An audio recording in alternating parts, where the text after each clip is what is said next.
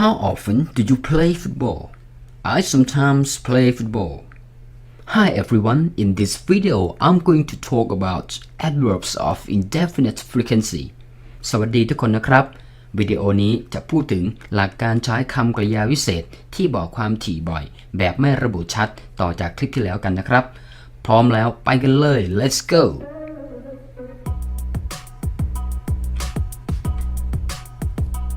The probability in percentage terms of adverbs of indefinite frequency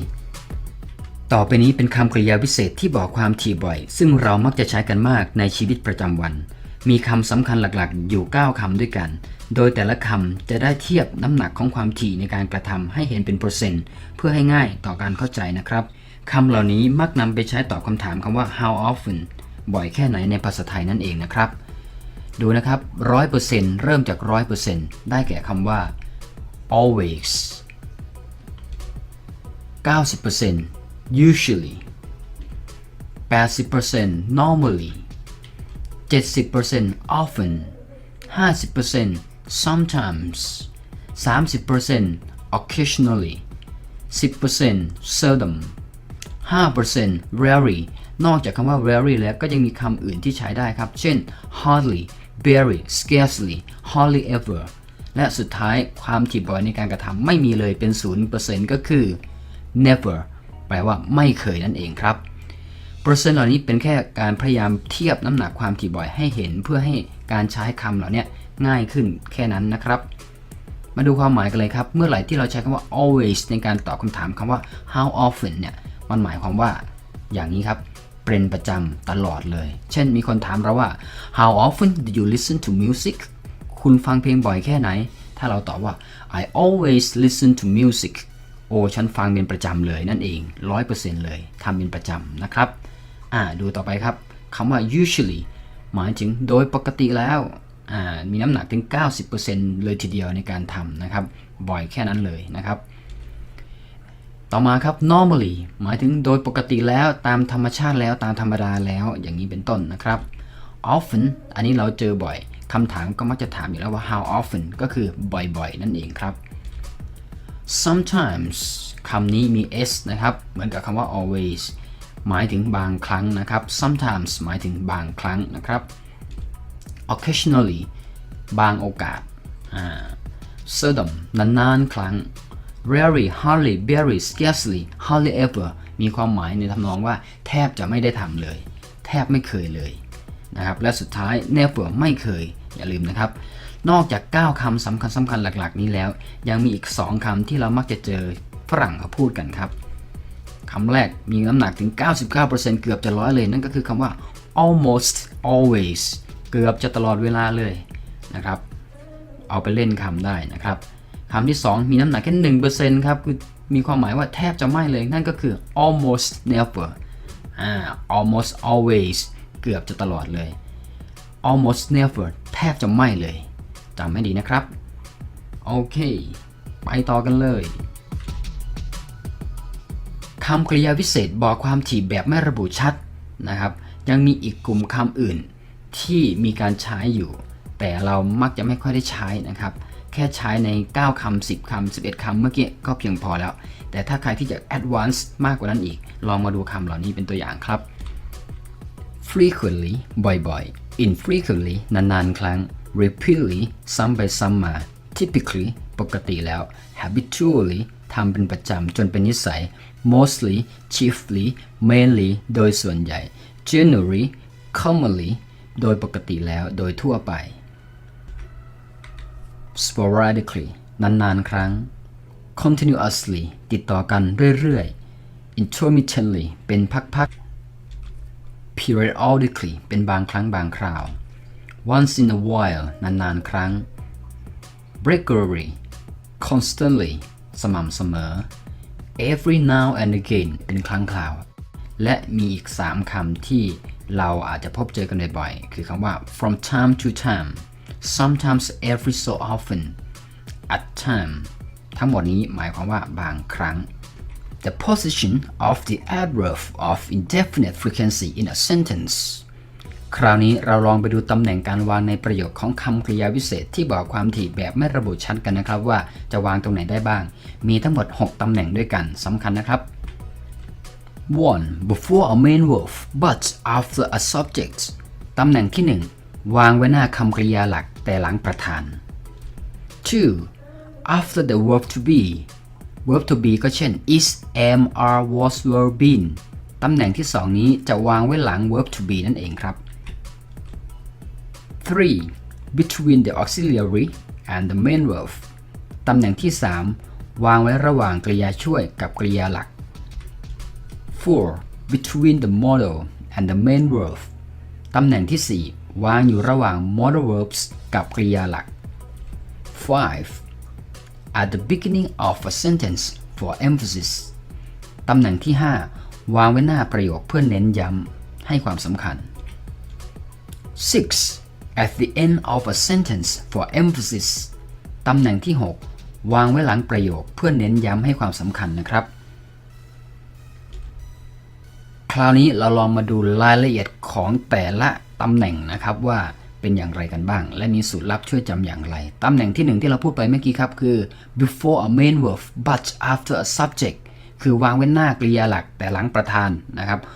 all of the adverbs of indefinite frequency can go before the main verbs ประโยคนี้หมายความว่าคำกริยาวิเศษบอกความถี่ทุกคำสามารถวางไว้หน้ากริยาหลักของประโยคได้เป็นวิธีที่เบสิกสุดๆครับมาเริ่มจากสูตรลับช่วยจำของเรากันดีกว่าครับโดยที่มีรูปสั้นๆที่ช่วยเราจำว่าถ้ามี subject ในประโยคแล้วจะมี adverb แล้วก็จะมี main verb จำ3ส่วนนี้สำคัญครับ adverb ตัวสีแดงจะวางอยู่หน้า main verb ตัวสีเขียว For example he regularly exercises เห็นไหมครับ he เป็น subject ตัวสีดำ regularly เป็น adverb ตัวสีแดงexercises เป็น main verb ตัวนี้ต้องเติม s เข้าไปเพราะว่าประธานเป็นเอกพจน์เห็นไหมครับแค่นี้ครับตำแหน่งที่1เลยคือวางไว้หน้า main verb เลยตรงนี้นะครับไปดูตัวอย่างต่อไปเพื่อความเข้าใจที่ชัดเจนกันมากขึ้นครับ She sometimes takes a taxi ครับเธอคนนี้นะครับขึ้นแท็กซี่เป็นบางครั้งครับ sometimes วางอยู่หน้า takes ซึ่งเป็น main verb เพื่อขยายคำว่า take ให้รู้ว่า take a taxi เนี่ย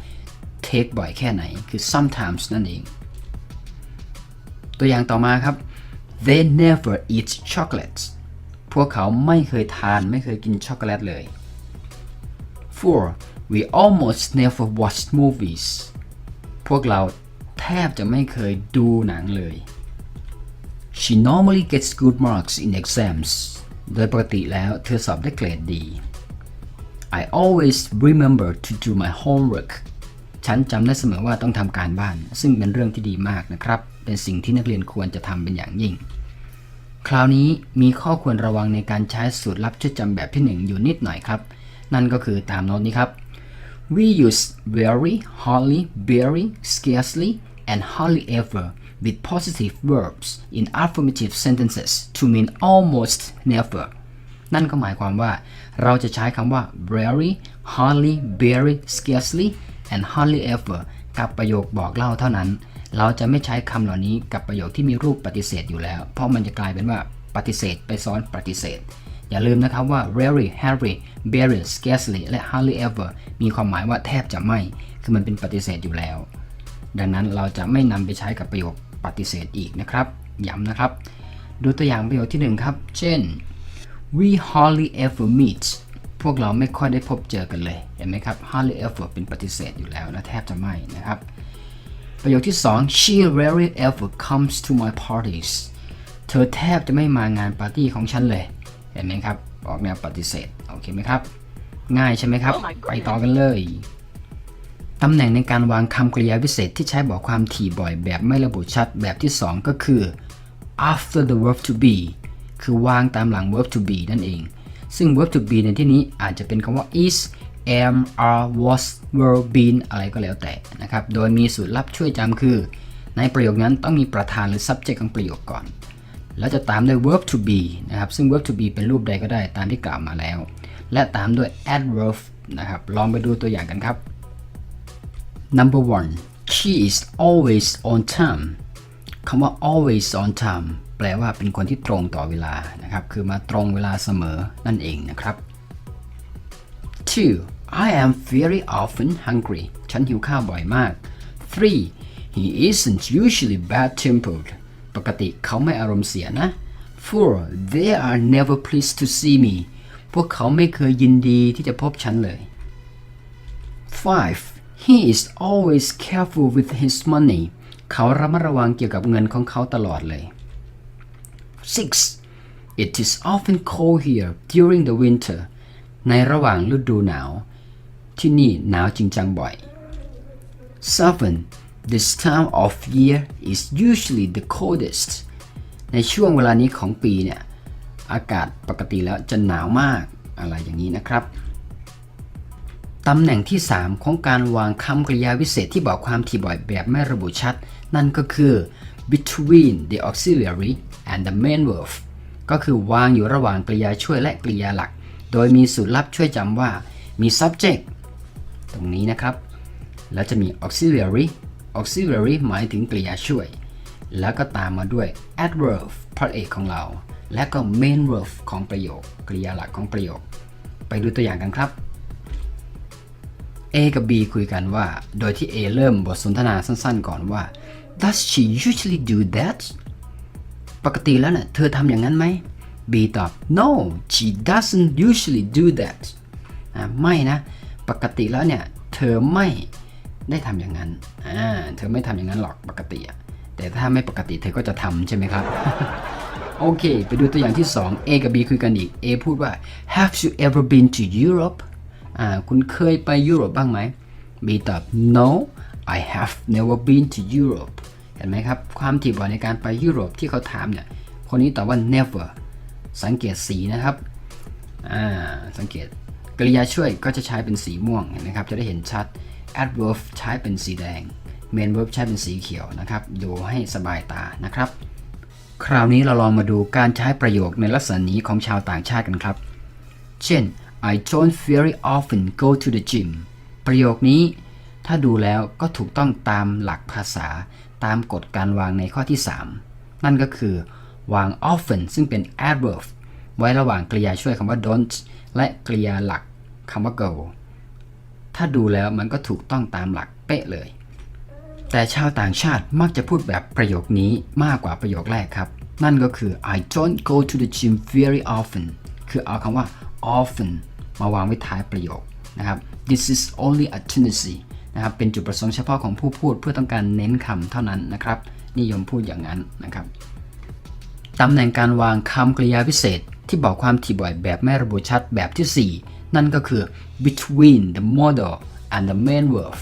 นั่นก็คืออยู่ระหว่าง modal verbs กับกริยาหลักทำความเข้าใจกันก่อนครับว่าไอ้ modal verbs เนี่ยมีอะไรบ้างความรู้เดิมที่จำได้ก็คือมีคำว่า can could will would should shall may might must ought to และอื่นๆอีกนะลองไปหาดูคลิปย้อนหลังได้นะครับว่าไอ้ modal verb เนี่ยคืออะไรนะครับโอเคมาสู่สูตรลับช่วยจำของข้อที่ 4 ครับนั่นก็คือเรามี subject คือประธานของประโยคและเราจะมี modal verb ตามมาแล้วตามด้วย adverb เป็นพระเอกของเราของเรื่องนี้แล้วก็ main verb คำกริยาหลักลองดูประโยคตัวอย่างครับ 1. I shall never forget this day เห็นไหมครับฉันจะไม่เคยลืมวันนี้เลยนะครับตามสีเลยครับ modal verb คือคำว่า shall แปลว่าจะนะครับ adverb คือคำว่า never แปลว่าไม่เคย forget แปลว่าลืมเป็น main verb เห็นไหมครับเรียงตามนี้เลยเป็นสูตรช่วยจำนะครับใครที่จำยากนะหรือไม่ค่อยเข้าใจให้ค่อยๆดูศึกษาตามคลิปนี้ไปนะครับ Number 2 You should always wear a helmet helmet คือหมวกกันน็อกดังนั้นข้อนี้เป็นการแนะนำว่าคุณเนี่ยควรจะสวมหมวกกันน็อกตลอดนะ 3. They might never see each other again พวกเขาอาจจะไม่ได้พบกันและกันอีกเลยเป็นเรื่องเศร้านะครับ 4. Mark can sometimes hold his breath for over a minute บางครั้งเนี่ยมาร์คสามารถที่จะกลั้นลมหายใจของตัวเองได้มากกว่า1 นาที 5. You should always put on sun cream when it's very sunny ประโยคนี้ก็หมายความว่าคุณควรที่จะทาโลชั่นกันแดดหรือครีมกันแดดตอนที่แดดร้อนๆนะ ทาไว้ตลอดเลย always นั่นเองเป็นคำแนะนำนะครับ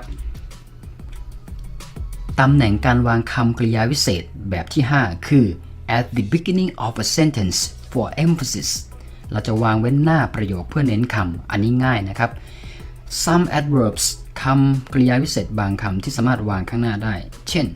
often usually sometimes normally frequently occasionally mostly once in a while from time to time every now and again และอื่นๆเหล่านี้สามารถวางไว้หน้าประโยคได้มาดูสูตรลับช่วยจำกันครับแบบที่ 5 เริ่มจากเราเอา adverb มาวางไว้หน้าประโยคเลยง่ายสุดแล้วนะครับ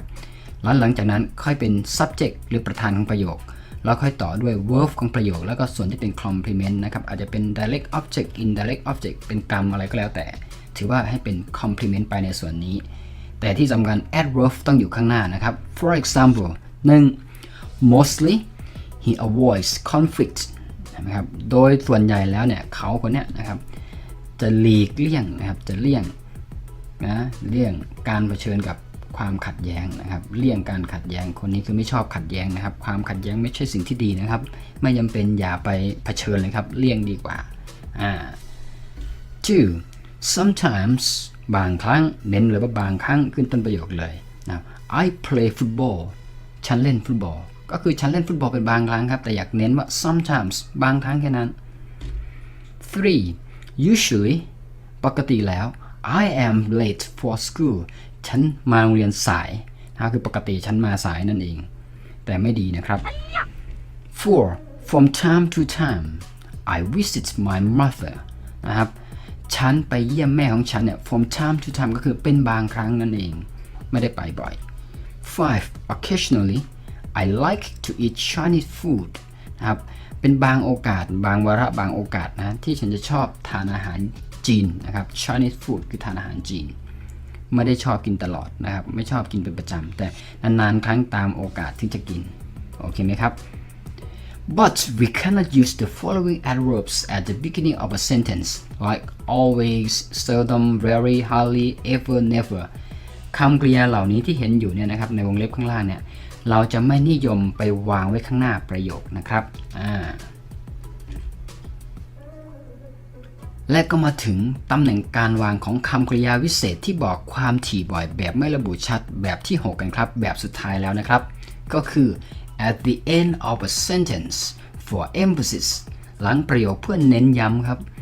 some adverbs อีกแล้วครับมีคำกริยาวิเศษบางคำที่สามารถวางไว้หลังประโยคได้นะครับเช่น